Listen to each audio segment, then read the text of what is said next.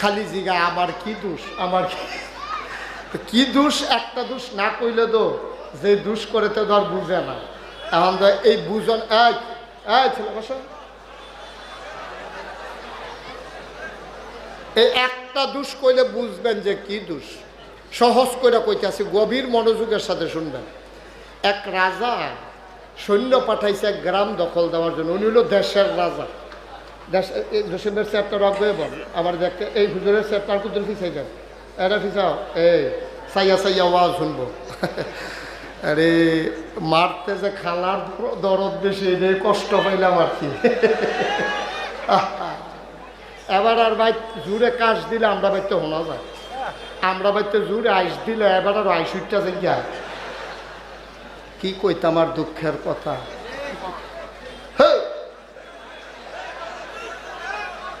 দাঁড়া, দুঃখের কথা আর কনের জায়গা নাই। আমিন ক, জোরে ক। মনে করছিলাম কমাইয়া ওয়াজ করাম, ওখান বাড়াইব আর আমার আছে 3-4 ঘন্টাও লাগতো পারে বলে। ফজরের আজানও দিয়া লাইতে পারে। জসিম ভাই উজু আছে নি? একবারে নামাজ পড়ে বারো আমার যা করে কর। আমিন কনা রে। তো ইয়া মনে আছে নি রে, পুরা আস্থা দেশের রাজা গ্রাম দখল দিতে পারাইছে সেনাবাহিনী পুরাটারে, একটা গ্রাম। তো দেশের রাজা গ্রাম দখল দিতে পারাইছে আস্থা একটা গ্রাম। তো গ্রামের মানুষ কয়জন? ওনার তো বিশাল সেনাবাহিনী। তো সেনাবাহিনী গিয়া ঘেরাও দিছে, যুদ্ধে গ্রামবাসী জিতছে, রাজার বাহিনী ঠকছে। রাজমশাই তো খুব রাগ, আস্থা সৈন্যবাহিনী ফাটাই একটা গ্রাম দখল দিতাম পারলাম না, এটা নিরে খাওয়াইয়া কি লাভ?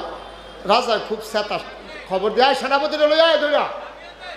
এখন সেনাপতিরে আনছে, পরে সেনাপতিরে জিজ্ঞাসা, সেনাপতি আমরা কি সৈন্য নাই? কয় আছে। বন্দুক নাই? কয় আছে। কয় গুল্লি নাই? কয় সব আছে। হয়তো তো আমরা এত বড় সেনাবাহিনী থাকতে, বন্দুক থাকতে, গুল্লি থাকতে আমরা যে হাইরা গেলাম, এটা কারণটা কি বলো? তো সেনাপতি কয় 101টা কারণ আছে। কয় 1 নম্বরটা কয়? 1 নম্বর কারণ হইল, কয় আমরা গ্রামবাসীরা গেরাও দিয়া লাইছিলাম, সাইডুগুল দিয়া বারণের কোনো রাস্তা নাই, বন্দুকও রেডি করে লাইছিলাম। আবার যেই মাত্র ট্রিগারে চাপ দিতাম যা, এমন সময় চাইয়া দেখি গত রাইতের মেঘে গুল্লি ডি মেঘে ভিজা গেছে।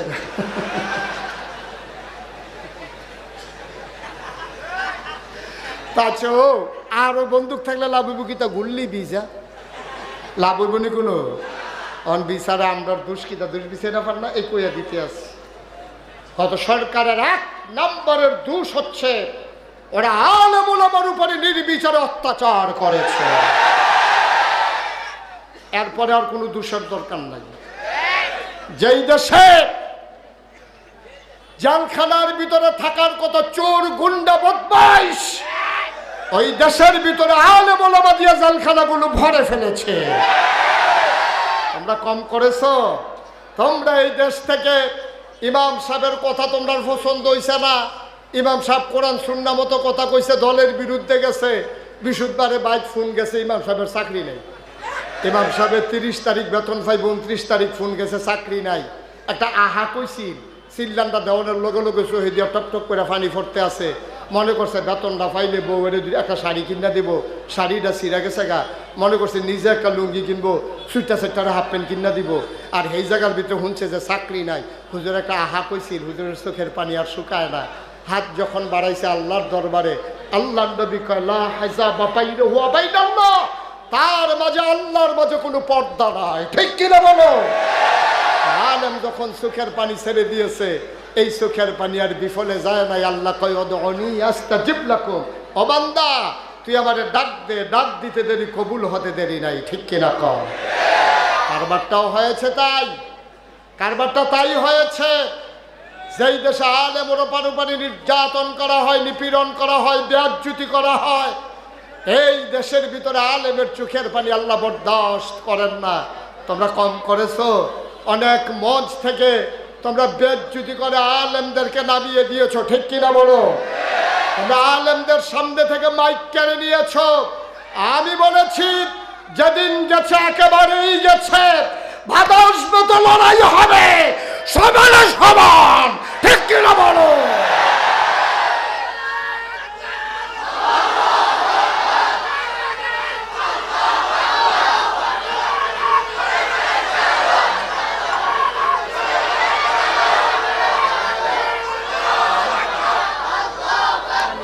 আল্লাহ যেন হেফাজত করে, সবাই কোনা আমিন। ওই যে দুষ খুঁজা পায় না, এই একটা কইয়া দিলাম আর কি, কি দুষ, ঠিক কিনা কও? সব সবটা নবীদের ওয়ারিস, ওলামায়ে কেরাম নবীর ওয়ারিস, খুব চিন্তা করে কাজ করতে হবে। আব্দুল মালিক একজন এই ইমাম, ইমাম আবু হানিফা, ইমাম শাফি, ইমাম মালিক, ইমাম আহমদ ইবনে হাম্বল, চারটা বিখ্যাত মাযহাব আছে, হানাফি, শাফি, মালিকি, হাম্বলি। আলেম তো ইমাম মালিক তো অনেক বড় ইমাম, বড় আলেম। ওই জমানার রাজা ওনার ছেলেকে আলেম বানাইতে চায়, তখন উনি ওই ইমাম মালিকের খবর দিছে, কর্মচারী পাঠাইছে, গাড়ি পাঠাইছে, কয় যাও হুজুরকে নিয়ে আসো রাজদরবারে, আমার ছেলেকে হুজুরের মতো আলেম বানাতে চাই। তখন হুজুর একটা চিঠি লেখছে বাদশার কাছে, বাদশাহ আপনি বোধহয় বুঝেন নাই, এলেম কারো দরজায় যায় না, এলেমের দরজায় মানুষ আসে। সুবহানাল্লাহ বলবেন না? এলেম কারো দরজায় যায় না, এলেমের দরজায় মানুষ আসে। শুধু আপনার ছেলেরে পড়ানোর জন্য আমারে লয়ে যাবেন গা, আপনি যদি আলেম বানাইতে চান তাহলে আপনার ছেলেকে আমার ঘরে পাঠাই দেন। সুবহানাল্লাহ বলবেন না? এটা হচ্ছে আলেম, এটা হচ্ছে আলেম, সাংঘাতিক জিনিস। আমিন কর, জোরে কর। যেই কথাটুকুন বলতেছিলাম, আমরা সবাই জান্নাতে যেতে চাই, কথা কন, জান্নাতে যেতে চাই। তো যাইতে চান জান্নাতে, কাম করতে আসি সব জাহান্নামের, তো জান্নাতে যাবেন কেমনে? এখন আজকে সকাল থেকে এই পর্যন্ত কে কি করছেন কেউ জানে না, আল্লাহ জানে না। কি জানে না? আপনি কি ফজরের নামাজ পড়ছেন নাকি পড়েন নাই এটা আমি জানি না, আমি জানি না, আমি তো ছিলাম না আপনার পাশে। আপনি জানেন, আর জানে কে? আল্লাহ। আপনি যদি ফজরের নামাজ না পড়া থাকেন আর এখন স্লোগান দিয়া যে সকলে আমার লোকে কইলেন জান্নাতও যাইতেন চান, এটা কিরকম সাউন্ড? সাউন্ডটা কিরকম বুঝলাম না তো কিছু। কেউ আপনি হুকনাথ বইয়া থেকে দোয়া পড়তে আছেন, আল্লাহ গোসল যেন হইয়া যাই গা, গোসল যেন হইয়া যাই গা। আরেকবার দোয়া হইল দশ ফাড়িতাম গোসল হইব, কিন্তু তুই হুকনার বিদ্যে বইয়া থাকলে, আপনি হুকনার বিদ্যে বইয়া থেকে গোসল যেন হইয়া যাই গা, দোয়া পড়লে কাম হইতো না তো, ফানিত তেমন লাগবো তো। আপনি যদি জান্নাতে যেতে চান তাইলে আপনি জান্নাতি কাজ করা লাগবে। আব্বা আপনার উপরে আল্লাহ তাবারক ওয়া তাআলা এটা ফরজ করে দিয়েছেন, এখন জান্নাতি বান্দা আমরা হতে চাই। এবার আসুন কেমনে জান্নাতি বান্দা হওয়া লাগবে, সবাই একটু মনোযোগের সাথে জেনে নেই। আল্লাহ বলছেন কুলু লা ইলাহা ইল্লাল্লাহ, তোমরা সবাই পড়ো লা ইলাহা ইল্লাল্লাহ। এটা কি মুশতাক ফয়জির কথা না আল্লাহর কথা? এবার সবাই মিলে আমার সাথে পড়েন লা ইলাহা ইল্লাল্লাহু মুহাম্মাদুর রাসূলুল্লাহ সাল্লাল্লাহু আলাইহি ওয়াসাল্লাম। মুহাব্বতের সাথে পড়েন লা ইলাহা, জোরে জোরে লা ইলাহা,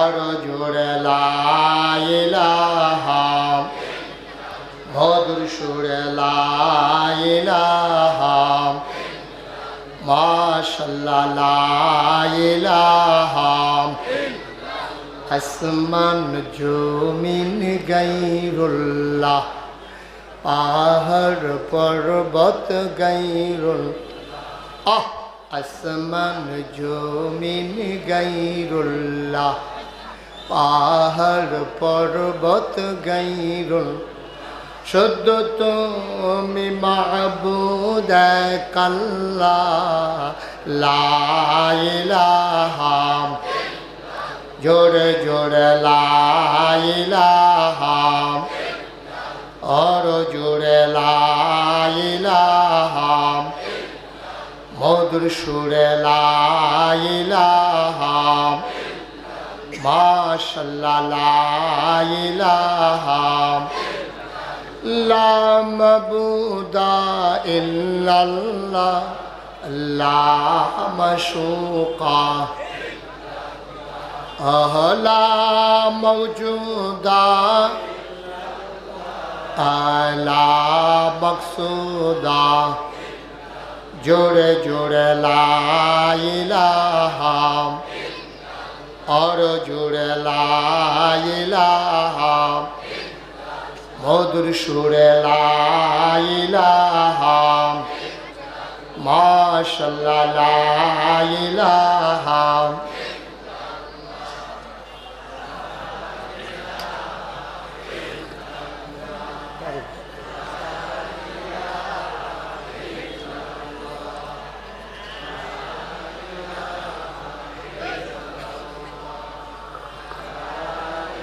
তারে জাতা দিয়া বল লা ইলাহা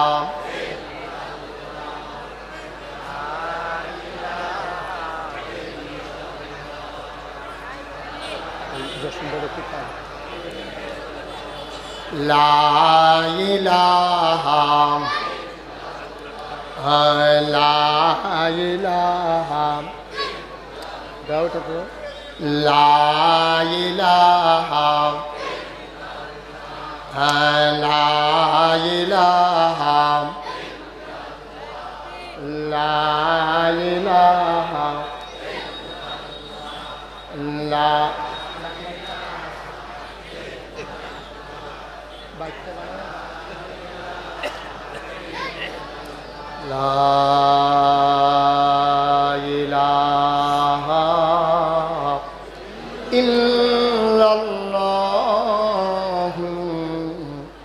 মুহাম্মাদুর রাসূলুল্লাহ সাল্লাল্লাহু আলাইহি ওয়াসাল্লাম। সবাই পড়েন আমিন, জোরে পড়েন আমিন। তাহলে সবাই আমরা জান্নাতে যেতে চাই না? মুসলমান, জান্নাতে যাওয়া একবারে কঠিন কাজ না আব্বা। এক নম্বরে তুমি কলমা পড়ে ইমানদার হয়ে গেলা, এটা হলো তোমার জন্য জান্নাতে যাওয়ার প্রথম রাস্তা। তুমি এক নম্বর শর্ত পূরণ করে দিয়েছ। আমরা সবাই মিলে আবিদপুরের মাহফিলে হাজার হাজার জনতা সবাই মিলে স্বীকার করে নিলাম আমরা ইমানদার। সুবহানাল্লাহ কয় না? আল্লাহ আমরা কলমা পড়ে নিলাম, এবার আমরা কি করব আপনি বলে দেন। আল্লাহ কয় একটা কাজ করো, আকিমুস সালাহ, তোমরা নামাজ কায়েম করো। সুবহানাল্লাহ কয় না? তোমরা নামাজ কায়েম। এটা কি আমার কথা না আল্লাহর কথা? আচ্ছা, তা আমরা একটু আল্লাহর জিগাই। হ্যাঁ আল্লাহ, আচ্ছা মনে করেন আমরা নামাজ কায়েম করলাম, তো কি দেব? ফললে কি হইব, না ফললেই কি হইব? মনে করেন ফললাম আর কি, তো কি হইব? আল্লাহ কয় তুমি যদি নামাজ কায়েম করো, তুমি মনে রাখবা এই নামাজ তোমাকে মন্দ কাজ, খারাপ কাজ থেকে এই নামাজ তোমারে ফিরাই রাখবে। তুমি 5 ওয়াক্ত নামাজ জামাতের সাথে আদায় করো, নামাজ তোমারে ফিরাই রাখবে। এবার আসো, নামাজ কায়েম করা কারে কয়? তাফসিরে মারিফুল কোরআন আল্লামা শফি রহমাতুল্লাহ আলাই, পাকিস্তানের বিখ্যাত একজন মুফাসসির, উনি কয় নামাজ কায়েম করা মানে হইল 2টা জিনিস। 1 নম্বরে ফরজের জায়গায় ফরজ, ওয়াজিবের জায়গায় ওয়াজিব, সুন্নতের জায়গায় সুন্নত, মুস্তাহাবের জায়গায় মুস্তাহাব, মুস্তাহাসানের জায়গায় মুস্তাহাসান, সবগুলোকে জায়গা মতো ঠিক রাখা, তারে কয় নামাজ কায়েম করা। বলো সুবহানাল্লাহ। কত মজার কথা! কোরআনের সবচেয়ে বড় যে সূরাটার নাম হলো সূরা বাকারা। এটার ভিতরে 276টা আয়াত, 40টা রুকু। আল্লাহ কি কয় শুনো? আল্লাহ কয় আলিফ লাম মিম যালিকাল কিতাবু লা রাইবা ফি হুদাল লিল মুত্তাকিন। এই কোরআনটা হলো যারা ওই জান্নাতে যাইবে হুজুরের লগে স্বীকার করছি না, তোমরা লাগে এই কোরআন হলো হেদায়েত। তাইলে এই মুত্তাকিন কারা? ইউমিনুনা বিল গায়ব ওয়া ইউকিমুনাস সালাহ। এই অদৃশ্যের উপরে বিশ্বাস করা আর নামাজ কায়েম করা। সুবহানাল্লাহ বলবেন না? এখন থেকে যে উঠবে তার আর বিচার হবে না। উঠেন, কারা কারা উঠবেন? যে উঠবো তার কোনো বিচার নাই, বিচার হইব লগের তারা। যে আপনারা লগের তেতে উঠতে গেল কেমনে সেইটা বিচার হইব তে তো বুঝে না তে যদি বুঝতো তো উঠলো না তে না হল কম আপনার না হল বালা যেহেতু উঠতে যেতেছে তার আহল কম তো আন্ডারিতে মাহফিল হালাই গেল নই আর আপনার তো আহল বালা আপনি তো বুঝছেন যে মাহফিলতে উঠন যায় না তো এই বুঝটা তার ভিতরে কামও লাগান না কুতুরা তো এত কারবারটা সারে আমরা তো সমস্যা এটে খারাপ মানুষ তো বাংলাদেশও বেশি না আতে কোনা কয়জন কিন্তু খারাপটি ডাক দিলে যে হুনে না অথবা ডাক দেয় না এটা হলো মূল সমস্যা দেখছেন না গোটা পৃথিবীর মানব সভ্যতার ইতিহাসে এই ঘটনা নাই যেটা বাংলাদেশে 24 সালের 5ই আগস্ট ঘটেছে পৃথিবীর ইতিহাসে এই ঘটনা নাই সরকার তো বদল হবে আন্দোলনের মুখে হোক সরকার মারা যাওয়ার কারণে হোক বুডের কারণে হোক সরকার বদল হবে এটাই স্বাভাবিক কিন্তু সরকার বদলের সাথে সাথে 330 জন মেম্বার অফ পার্লামেন্ট আমলা কামলা বদুল্লা র্যাব গোয়েন্দা ঊর্ধ্বতন কর্মকর্তা উপদেষ্টা সব একলগে দেশ ছেড়ে পালাই গেছে বাংলাদেশ ছাড়া আর কোথাও হয় নাই ঠিক কিনা বলে বাংলাদেশেই সম্ভব এটা বাংলাদেশেই হয়েছে আমরা ওই ওই ওই ওই ছেলেটা যে লেজার টিপ আপনারা দেখেন না কেউ সবাই কোন আমিন তে মনে করছে আমি লেজার টিপ দিলে নাইমালা লেজার টিপ দিলে যে আমার ওয়াজ আরো জমেতে এটা বুঝছে না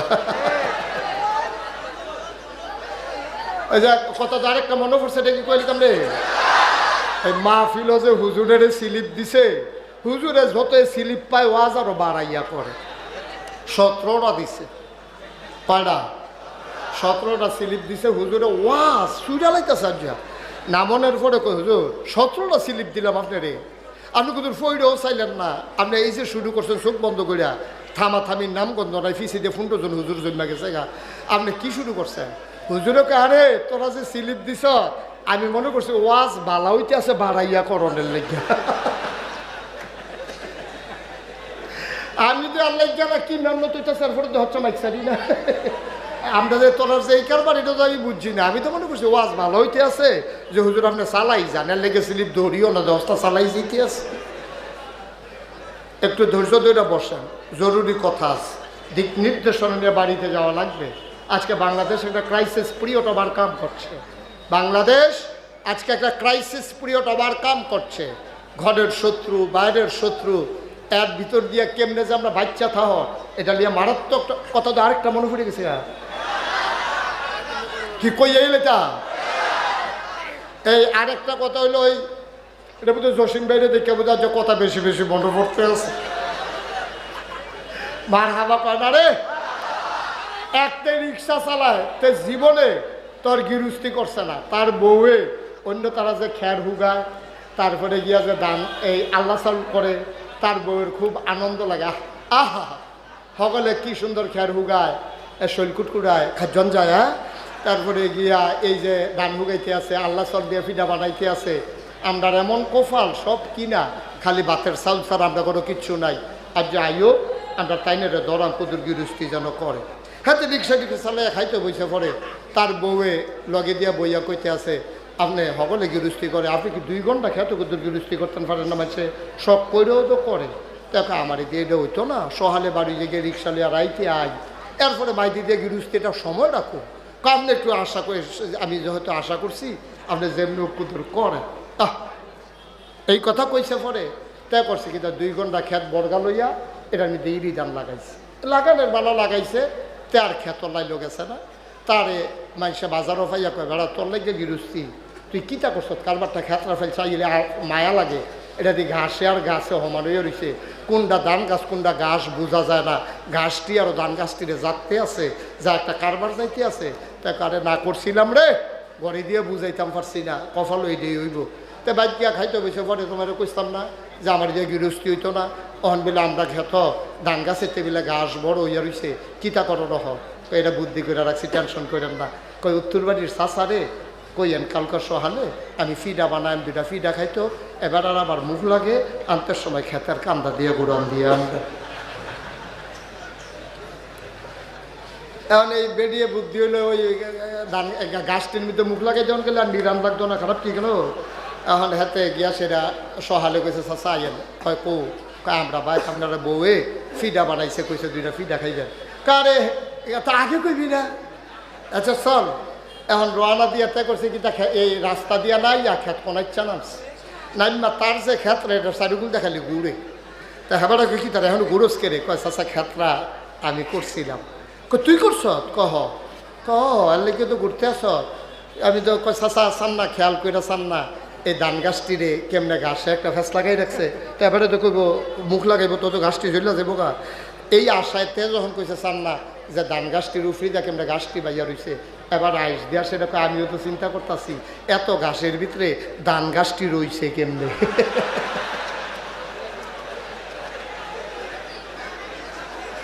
মুখ লাগানোর কথা আছিল ঘাসও লাগাই দিছে লাগাই দিছে কখনো ধান গাছও এই কারবার হয়েছে এইটা নাউজুবিল্লা কইতা না জোরে কইতান না নাউজুবিল্লা আল্লাহ যেন মাফ করে সবাই কোনা আমিন।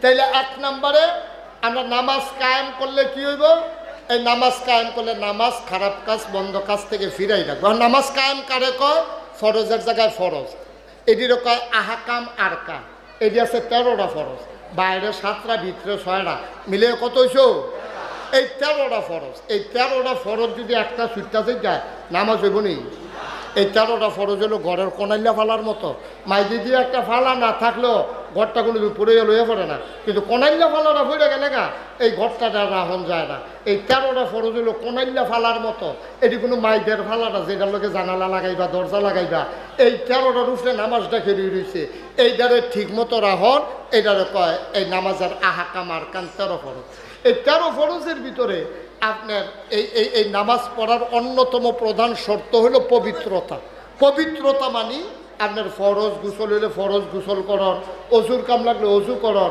অজু আর গোসল না পারলে তায়াম্মুম করন এটা হলো 1 নাম্বার। এই জন্য কয় আসসালাতু মিফতাহুল জান্নাহ আল ওযু মিফতাহুস সালাত কয় নামাজ হলো জান্নাতের চাবি আর অজু হইলো নামাজের চাবি সুবহানাল্লাহ কইতেন না। এখন এই অজু গোসল এটি ফরজটি করণ লাগবে। এখন বাংলাদেশে যেই ব্যবস্থা শুরু হয়েছে ওখানে তো গজব করে দিছিল লেহাপড়ারে যেই জায়গাত নিয়ে আটকাইছিল যদি এই সরকার বদল না হইতো তাহলে আমরা তারা সাদ্দর বিচার না এক্সপার্ট হইল